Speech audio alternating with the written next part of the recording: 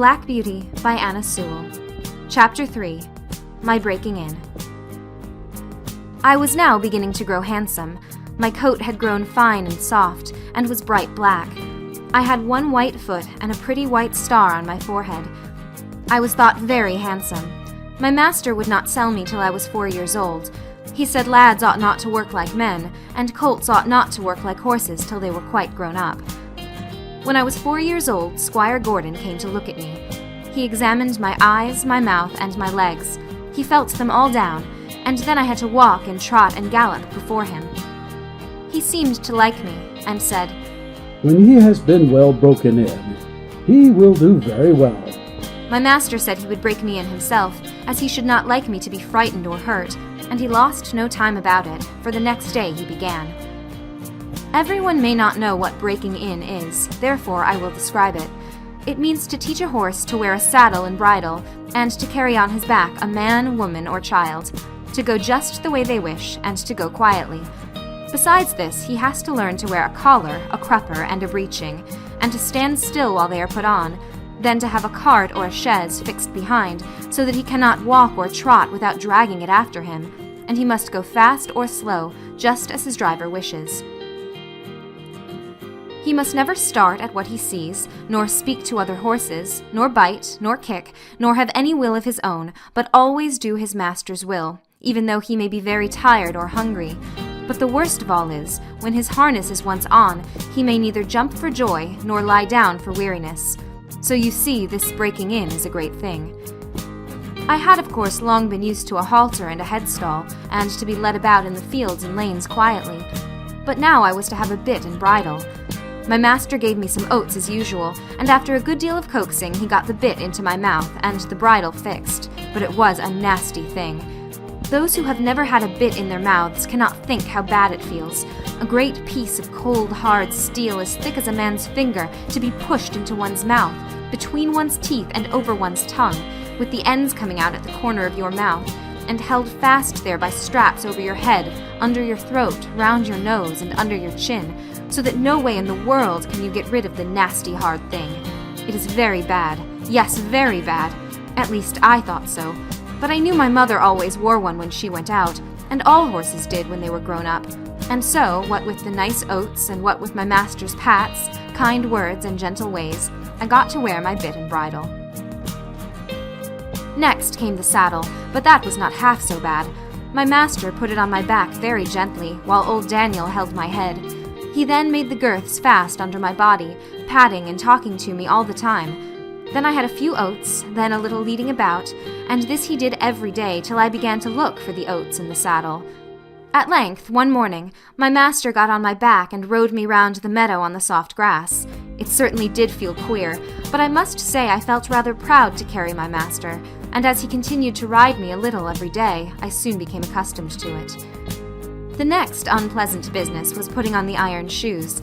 That, too, was very hard at first. My master went with me to the smith's forge to see that I was not hurt or got any fright. The blacksmith took my feet in his hand, one after the other, and cut away some of the hoof. It did not pain me, so I stood still on 3 legs till he had done them all.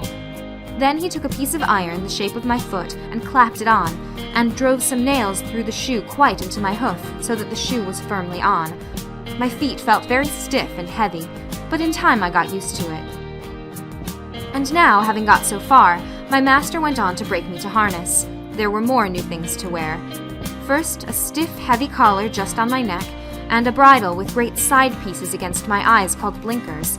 And blinkers indeed they were, for I could not see on either side, but only straight in front of me. Next, there was a small saddle with a nasty stiff strap that went right under my tail. That was the crupper. I hated the crupper. To have my long tail doubled up and poked through that strap was almost as bad as the bit. I never felt more like kicking, but of course I could not kick such a good master, and so in time I got used to everything, and could do my work as well as my mother. I must not forget to mention one part of my training, which I have always considered a very great advantage. My master sent me for a fortnight to a neighboring farmer's, who had a meadow which was skirted on one side by the railway.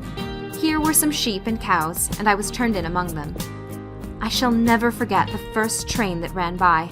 I was feeding quietly near the pales which separated the meadow from the railway, when I heard a strange sound at a distance, and before I knew whence it came, with a rush and a clatter and a puffing out of smoke, a long black train of something flew by and was gone almost before I could draw my breath. I turned and galloped to the further side of the meadow as fast as I could go, and there I stood snorting with astonishment and fear. In the course of the day many other trains went by, some more slowly. These drew up at the station close by, and sometimes made an awful shriek and groan before they stopped. I thought it very dreadful, but the cows went on eating very quietly, and hardly raised their heads as the black, frightful thing came puffing and grinding past. For the first few days I could not feed in peace, but as I found that this terrible creature never came into the field or did me any harm, I began to disregard it, and very soon I cared as little about the passing of a train as the cows and sheep did. Since then I have seen many horses much alarmed and restive at the sight or sound of a steam engine, but thanks to my good master's care, I am as fearless at railway stations as in my own stable. Now if anyone wants to break in a young horse well, that is the way. My master often drove me in double harness with my mother, because she was steady and could teach me how to go better than a strange horse. She told me the better I behaved, the better I should be treated, and that it was wisest always to do my best to please my master. "But," said she, "there are a great many kinds of men. There are good, thoughtful men, like our master, that any horse may be proud to serve, and there are bad, cruel men who never ought to have a horse or dog to call their own. Besides, there are a great many foolish men, vain, ignorant, and careless, who never trouble themselves to think. These spoil more horses than all, just for want of sense. They don't mean it, but they do it for all that. I hope you will fall into good hands, for a horse never knows who may buy him, or who may drive him.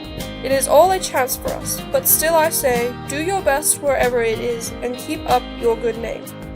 End of chapter 3.